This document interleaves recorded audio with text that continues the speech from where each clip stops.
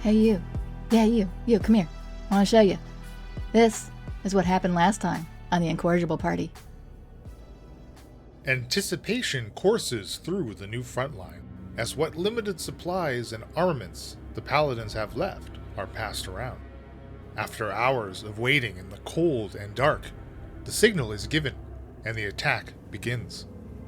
Hundreds of paladins crowding through the newly activated Neogi portal push and shove their way into battle against hordes of Neogi thralls. Both sides fighting to secure a massive, bloated Neogi connected to the myriad of portals that link the cave system. And over here? The adventure continues. And with his other hand, again, it begins to glow again, and he doesn't emit a blast, but he raises the gauntleted hand to like the side of the head of this bloated Neogi, and you can see like it's almost like heat vapor, like that. You know how the air kind of wavers above a flame like in in a desert, or Yes, and he's just like applying this force to the side of this Neogi. To your left, far, Mia kind of recognizes immediately as this blast of lightning jolts through a line like 5 of these paladins. Is there's a Bahir, like similar creature that had once swallowed Mia out close to about maybe 100 feet away from you or so. And there's just chaos literally everywhere around here. It's madness, yes. The harpies, though, as Falzarin had tried, they're deterred by this sphere. They will try to break off from it, the 3 that are next to it. So Mia, you will get to take, and Falzarin, I suppose, could take attacks of opportunity here. I already got my hammer in my hand, sure. 27. 24 to hit for Falzarin. That hits, yeah. Are you punching? You could try to use your staff. Sure.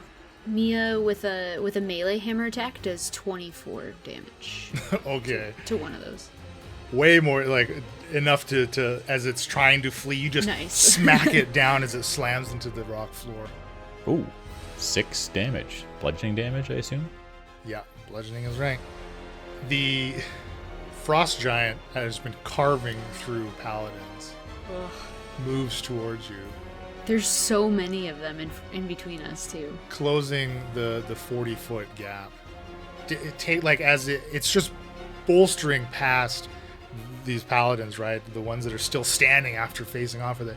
And they're hacking at it as it's moving, right? They're getting in their own swings. And this frost giant takes 2 big swings at the group of paladins kind of right in front of you, just completely clearing them. I forgot to roll for Blink, but I did roll and failed. Oh, okay. Boo. I'm still there.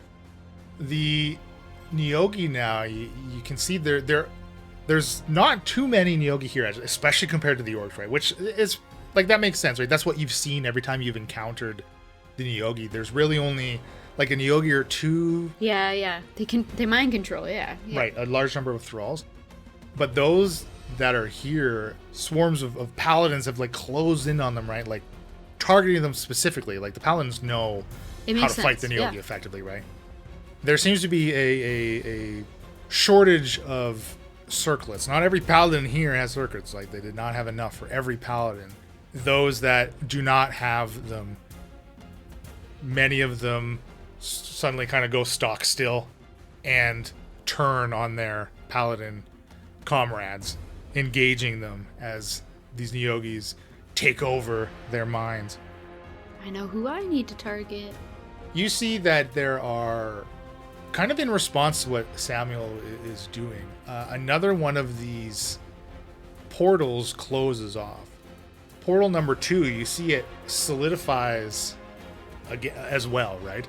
That is, however, one of the portals that the paladins have been streaming through. We will go back to the top with... Did I skip Mia again? No, Mia, you're up.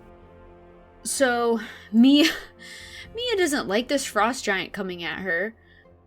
there's a harpy still engaged with me, I'm guessing, or could I potentially go underneath and still be alongside of him? Like if I were to move 10 feet. Absolutely, yeah, that's fine. So I'm just gonna duck and put a little more people between me and the frost giant. Sorry, Falzern.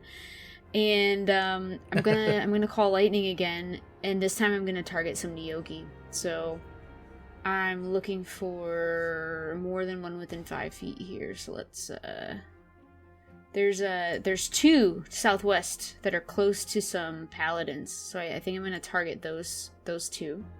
So unfortunately there's some orcs there, but they're just out of reach. So I got a 5 and a 18. Okay, so the 18 saves. It's 31. Holy. The one that failed is like incinerated. Again, more casualties to your storm here. There are about 3 orcs around, which you can kind of see. Again, there's pretty long distances we're like viewing from, but it does actually, this whole chamber is actually well lit. It seems there's like a bioluminescence kind of on some growths around the cave. Like there's plenty of actual light in here, but there's about 3 orcs around this Neogi that you slayed. Like again, they almost like they give themselves a shake, and they look around at what's, on the paladins closing in on them. They're clearly confused. This is something you have seen before when you have broken the mind control on a creature. You see more paladins, this cluster around you. They start to each like down a potion. The liquid is like this brown and silver liquid with like layers of green, like bands, and it looks like there's like dirt and rocks in the solution. And then they begin to climb up to try to get to the second floor, as there's a band of orc archers just raining fire down below. And they climb up there and they can engage with them in melee combat. As a yeti up there with the orcs starts to tear into them and engage with them as well. Falzern, you see that Samuel is still like applying this like heat or power that out of his gauntlet to the Neogi, but he shouts to you, "Falzern, this is not working. I need you." How many feet am I from him, roughly? I mean, obviously he's up as well. So he's like 60 feet in the air. 85 feet from you and up in the air. I want to know what he's doing. Radiating the brain. First, I'm going to use my bonus action to slam the flaming sphere into one of the harpies. So a dex save. It gets 11. That is 8 flaming damage, or 8 fire damage, I should say. I think, yeah, Falzarin's going to cast Dimension Door to basically teleport himself right over to Samuel. I think that's it's a high-level spell, but it guarantees that I get there without any interference. Do you want to... I mean, you can take one creature with you. Do you want to take someone with you before you do that? I mean, you're currently really only adjacent to Thufty, but Braun is only 5 feet away. Mia's 10 feet away. Maybe Thuft would be of use, actually, if we're trying to activate this beast in the middle, is kind of what I think Samuel might be doing. Activate him? Or, like, figure out how to use it. I don't know what he's doing, but yeah, I think I'll grab Thufty and take him with me. So I'll look over. I think the creature has to be willing, right? So before I try to cast this and bring Thufty, I will look over and say, "You need to help us. Come with me." Okay. And I'll grab him, and with my other hand, I will mimic some runes in the air, and we vanish and appear right beside Samuel. So you appear in both, you and Thufty appear on the top of this thing's like abdomen. Like literally think of like a balloon with a little eel neck and head and legs sticking out of it. Like it's clearly this thing cannot move. Like you have seen, especially Falzern has seen in the hatcheries, the Neogi hatcheries, that they bloat up old and useless Neogi to serve as food sources for the hatchlings.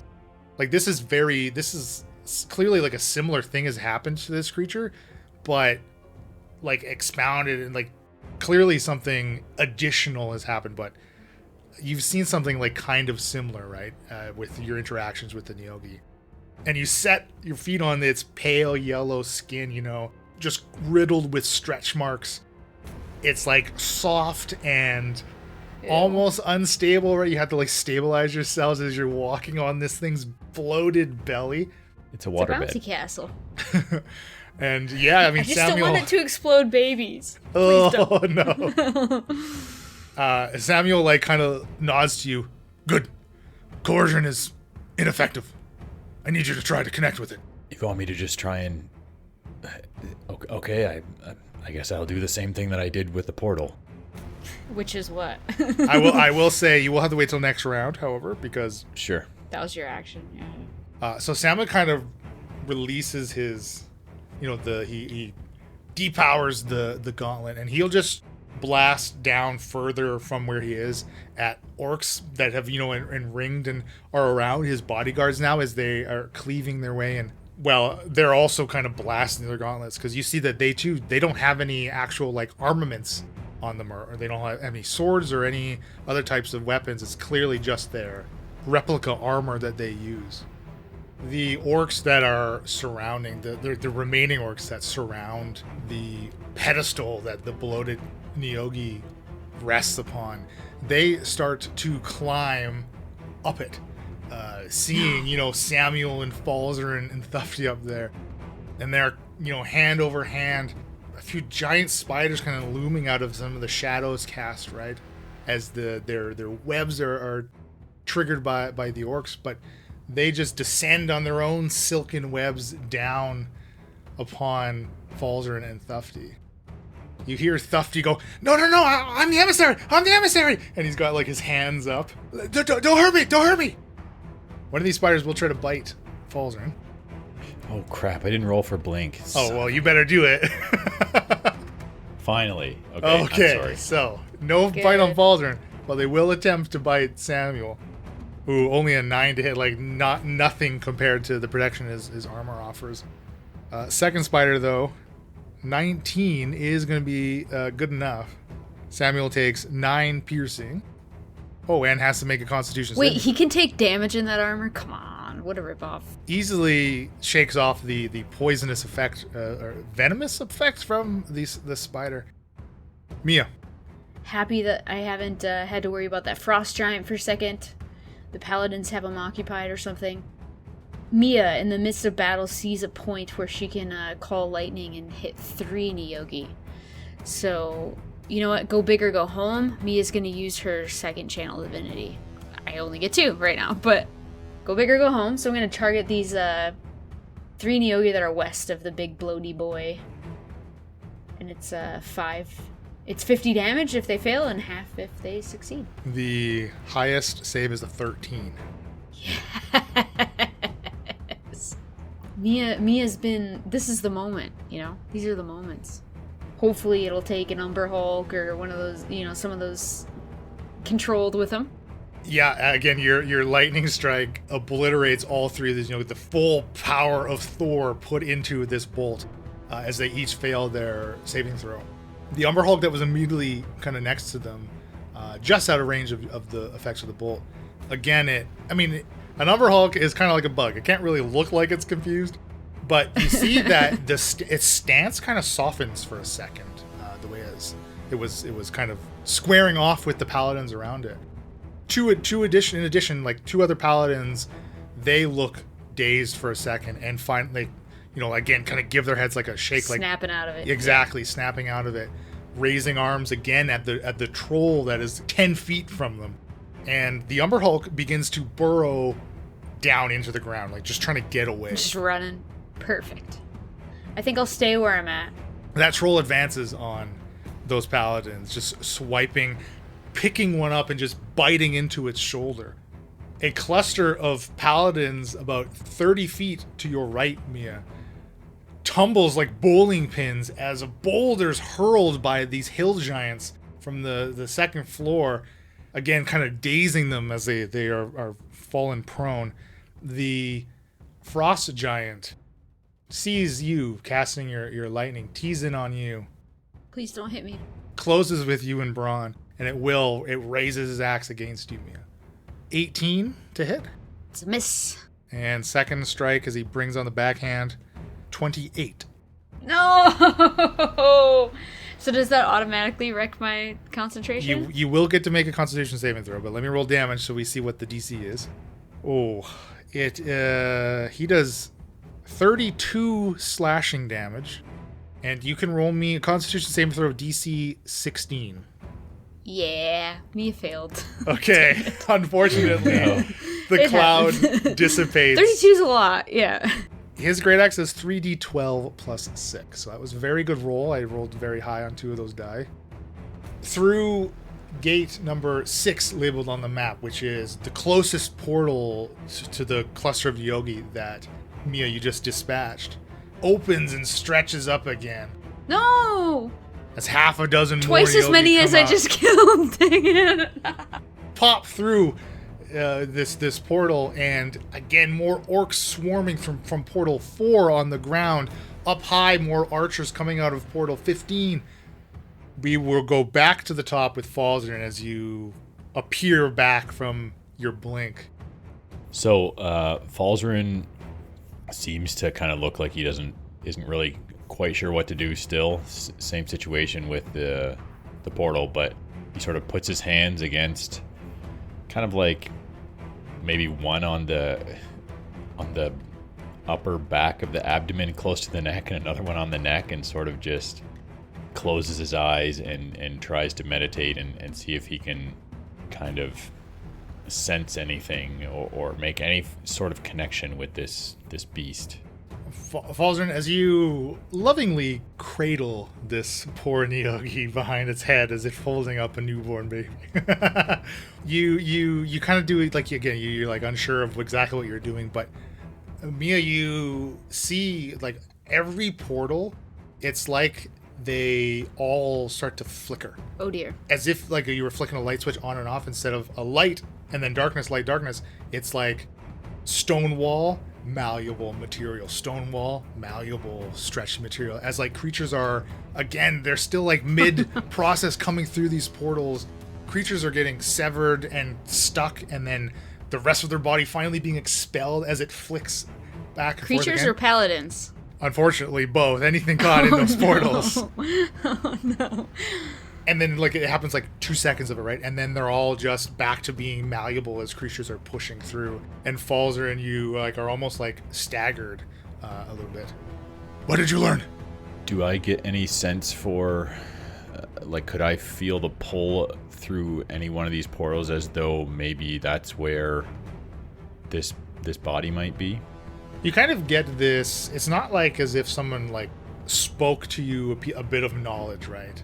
And then you would process those words like understanding a language. It's more like this, like you say, kind of a draw towards where you need to go. Because like you know where you want to go, right? And the goal, of course, is to destroy the bodies, right? That's kind of almost like your pathfinding thing, right? And you were drawn towards portal number First edition? 9. Pathfinder First Edition is drawing you towards portal 9. So I Samuel's right by me. I look to Samuel and say, I think I know where we need to go. And then I look over to Mia and the group that she's with. I think I know where we need to go. It's this portal right over here. And I grab onto Samuel and say, can you fly us over to this portal? There's a Yeti guarding it. Samuel is next, and he kind of grabs you and thuffed by like the back of your robes, right? And you see the spiders like shrink away after you've made contact here. Samuel will pick you both up and begin to fly towards Portal 9. With his incredible speed and a dash, he can get all three of you right to its entrance. A little bit in harm's way as well, but this has actually happened. This was where the paladins had started to climb up to the second floor, as they've now cleared away the orc archers up there and are now contending with this abominable yeti. Its snow white fur, like in stark contrast to the browns of the rock cavern that you're in. Samuel's bodyguards, though, also hearing these cries, seeing where Samuel's going, they too turn to move with him, as it is their job to make sure he is safe. Each of them teleport. They disappear, and they each misty step as they approach the second floor. They kind of misty step right up to its ledge. Nice. That is with, though, a dash for like their movement. They run and then they dash, and then they're able to bonus action misty step. I'll be there in a few rounds, guys. More orcs like immediately swarm them, though, right? This ledge is still filled with them. Mia, you're up. Where'd you go? Because like the angle I'm at, I'd be under sort of the ledge, and the angle I probably couldn't see it, but I did hear him. And I did not take a potion of climbing. So I guess I Radiant Soul. Mia's already topaz eyes begin glimmering, and my incorporeal wings come on behind me, and for 1 minute I have a flying speed, so I will just flying speed's 30, so I'll just Radiant Soul's my action though, so I guess I can only move the 30? Correct. Okay, so I just fly as close as I can. It'd probably be like 20 feet up and then 10 feet over. The frost giant will attempt to swipe at you as you leave. Rolled really poorly, only a 13 though. Chink! Right off the armor. By the power of Thor, of course. Braun's right behind you. He's going to follow you. He's going to do his best to kind of get away from these harpies. Oh no. Sorry, I forgot he doesn't have wings. No, he doesn't.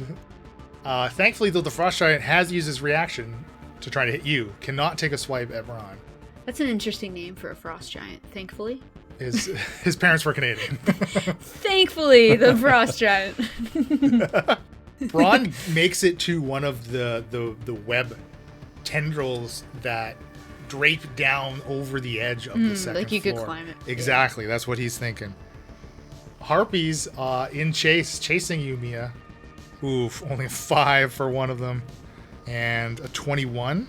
21 hits. The 5 goes through, the incorporeal wing or something. And that's only going to be 5 slashing from them. 'Tis but a scratch. Oh, I should have had a feast before we went in the cave. That might have been a good idea. Oh well. Callaway now. You see Callaway from kind of this new position of you've kind of shifting. Callaway is like 120 feet off to like the east kind of direction, and she has a contingent of her own kind of like medici Medici. But she has a bunch of her own paladins around. And she's handing out buffs, and she's picking up down paladins, right, and applying her own magical healing. And this kind of corner of the cave, it's like if it was a tug of war, it's like the paladins are winning that tug, and that flag is almost over to their side on the middle of this rope against the forces, kind of being bolstered by Callaway and her efforts there. Let's go right back. There's just so much fighting going around. Let's go right back to the top with Falzer, and you are now kind of encircled by orcs and a yeti. There's about 5 other normal paladins up there engaged with the yeti. The 6 guards of Samuel have now landed on the very edge of the second balcony. You've got Thufty kind of behind you, Samuel to your left, stuck in the middle with them. What are you going to do? I am going to cast Misty Step. Where'd you get that idea? Thought of it all by myself. So yeah, that'll get me right to the portal with some movement to spare, but I assume you can't Misty Step through a portal, so I will Misty Step out of this conglomerate of baddies up to the portal, and I'm going to try to go through it. You want to push all the way through? I mean, what's on the other side can't be worse than what I'm surrounded by here, right? Yeah, I think I will. I assume that Samuel's going to be right on my heels, and then Mia and Braun and everyone else are trying to make their way in as well. So if you were to go and look and confirm that that's where it is, great. But hope you can come back, right? Like, we don't know. Okay. I think Falzarin is going to reach to feel this portal. It feels malleable? It does stretch against your touch, yeah. Okay. And he is going to close his eyes again in a similar fashion to what you saw when he activated the portal before. You fools! You have blindly walked right into my trap. Now you will see what it feels like to be helpless in my web like the tiny insects that you are. This is... What? Mia, you see that Falzarin collapses. Samuel and his bodyguards. They just continue to fight their way to the portal. Samuel, again, just the intensity of his blast against these orcs, they just cannot withstand the gauntlets of Kalar as he disintegrates two more of them. The bucklers of Kalar. The bucklers, yes. And he steps up to Falzarin's like prone and he looks unconscious body, and he just steps over Falzarin and disappears through the portal. Jeez. Thufty, oh, wait for me. And he runs after Samuel through the portal. You're not charmed by Samuel, you're charmed by Mia. Come on. 3 of the guards are able to break off. Again, get their own way through the portals. Like, people are just like beelining for this. As the orcs are attempting to stop them as they swipe at them as they run by. The Yeti, overpowering some of the normal paladins, engages with the remaining 3 guards. Mia, what are you doing? I am 45 feet away from Falzarin, so I cannot fly and do something, like check on him. You know what I can do? I can dash as my action, flying right up to him. I can land. I'm just gonna have my wings still out for a few more rounds. / seconds, however you want to call it. And I will cast the bonus action Healing Word. And so just in case he needed some hit points or some healing or something, see what I can do with that. I give Falzarin 8 hit points back. Whether that does anything, we'll find out. As you touch his body, he doesn't look like he's breathing. He's completely still. Frick. Okay. And your healing magic still courses through him, but it doesn't stir him or wake him up. Braun is attempting to climb the web. He also did not take a potion of climbing, but he's going to try to get up this web thing. He touches it. Should have known there'd be climbing if you're offering us potions of climbing. I put him out there. Frick. Falzarin took one and didn't need to use it. So he, hand over hand, climbing up this fibrous, like, entanglement of web. It's almost like think of it like fiber optic kind of cable, right? A bunch of different strands making up a single thicker band. And he climbs, puts his hand up to the top and makes it up again, kind of with a dash, and climbing at half speed.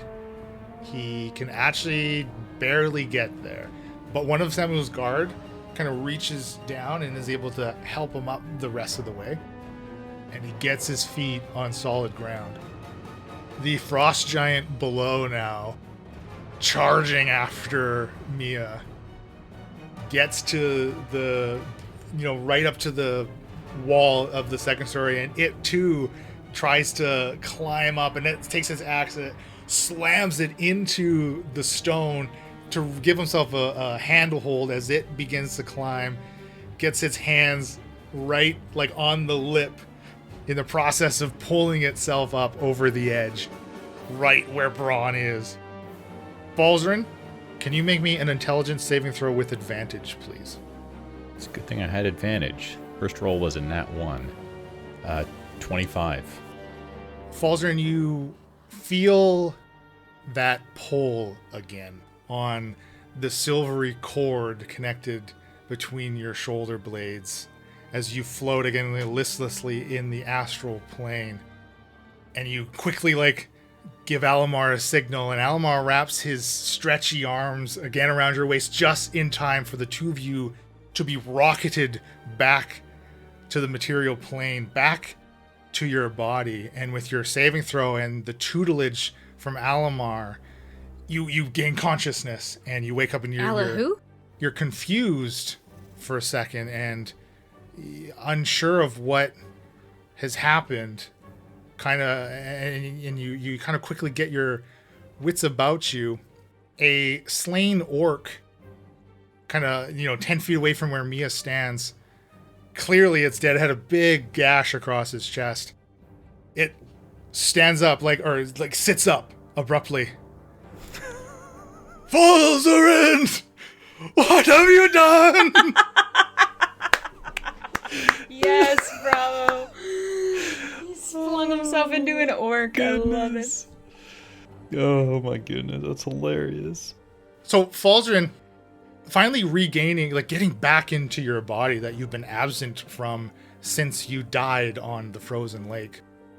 You have this... Wait, what? Who was he? You have this flood of memory. And you recall all the conversations that Kakala had as he was possessing your body. What?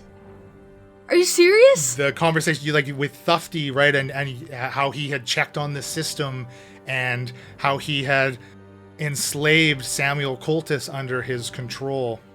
What? What do you do? I'm sorry. I need to be muted right now. I can't handle this. What do you do, Falzarin? What are you going to do? Samuel is what is happening? So I'm obviously a little bit disoriented. I look around. Mia is quite close to me. Oh, she's standing right over you. You're still prone on the ground. I need to pretend that I don't know these things, but I'm dying. Okay, sorry. I reach out and I grab Mia on either shoulder. I say, Mia, oh, this is very bad. Mia, we're in trouble. There's so much to tell you. Samuel is under the power of Kraklaka, and Kraklaka is reuniting with his body just on the other side of this portal.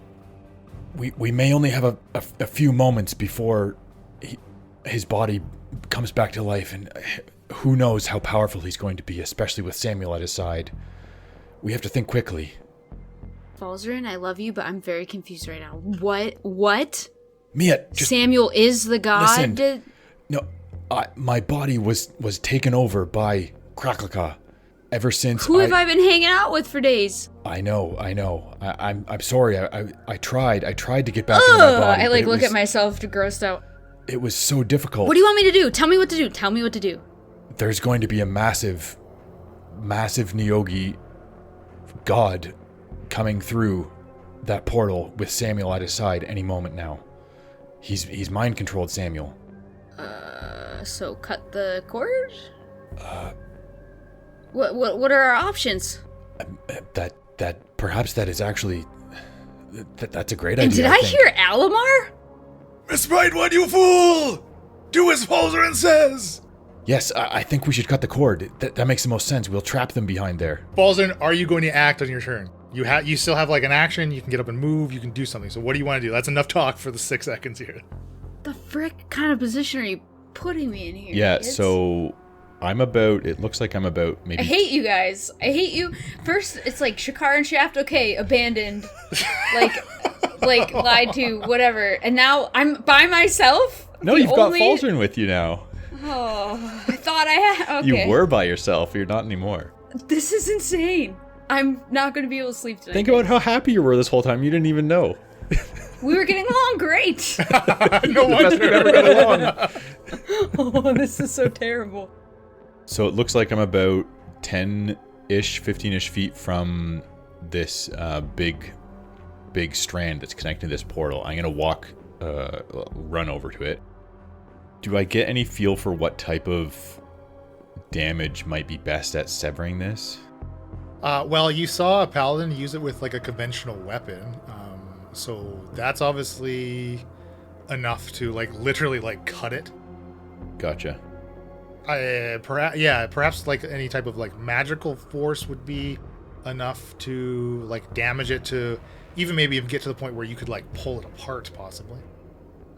Samuel calling you over there, and then you help him, and I'm like, it's fine, it's no big deal. Oh my gosh. I think it's probably fair to say that my flaming sphere dissipated throughout all of this, right? Yeah, once you because you did like fall unconscious. I mean, you were technically dead again before you came back into inhabiting your body. Okay. So insane. I think I will upcast Magic Missile. The Neogi god knows more than Mia now. I'm going to upcast Magic Missile to 2nd level and cast that. Well, does that make it... I don't really need to worry about hitting. Like, obviously it's going to hit. This thing probably has no AC. You're really rusty from being in the astral plane. So I will say, like, as far as rules and mechanics to damage items, depending on the material that it's made up of, it does have an innate AC. Like, something like stone would be like a 17 maybe, wood like a 15, 13 to 15. This type of material, again, it's flexible, it's malleable. It's not going to have anything more than an AC 10. Okay. Does it seem flammable? You could try. You don't have anything sharper than a staff? Well, the trouble is that, like, most of my magic wouldn't deal, like, slashing damage. Well, the dagger you have, just because you're not attuned to it doesn't mean you can't wield it. As long as if you're proficient in daggers, you'll be able to wield it normally. So it would just be a normal dagger if I were to use it. Correct. Yeah. Yeah, I think maybe I will take out my blade of the eye and just start hacking away at it, trying to cut through it. Make me an attack roll. 13 to hit.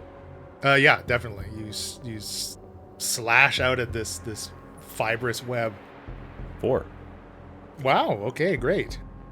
You slash out of this, and you like the blade of your this magical dagger, which unfortunately is only functioning as like a normal weapon because you're not attuned to it, like cuts into it, and you've clearly made, like, you've nearly severed it in half, but not quite completely destroyed it. More orcs begin to swarm you, Falzer, and Mia. Alamar, though, positions himself between you and them as he fights back, because I'll just put him with the orcs initiative because the initiative the body was on, I guess. But swipe at you, Mia. Whoa, critical fail, and the weapon just sails from his hand, completely unarming itself.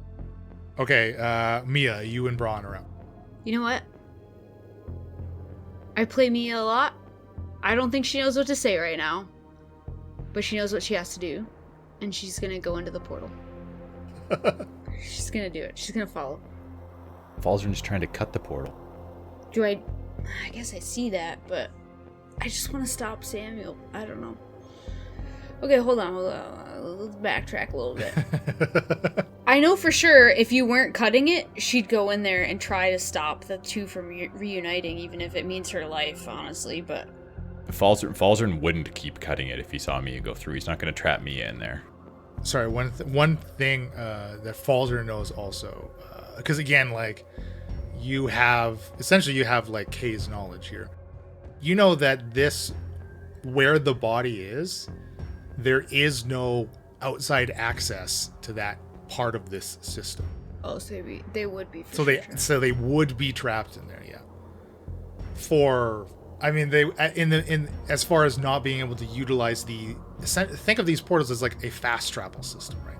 What would Falzern know from Kay's knowledge about, like, so let's say I sever this and it now turns to stone, like, how do they get out of there? How would Kay get out of there? Okay, so the way it works, and again, you're right. This is knowledge that now Falzern has, that Kay. Yes, we have been calling Kakala K for shorthand to make it easier there, Elena. But Falzern now knows that. So the size of these portals, right? They're large enough, like, to accompany like a creature like a frost giant, right? They're like 20 feet wide by 20 feet high.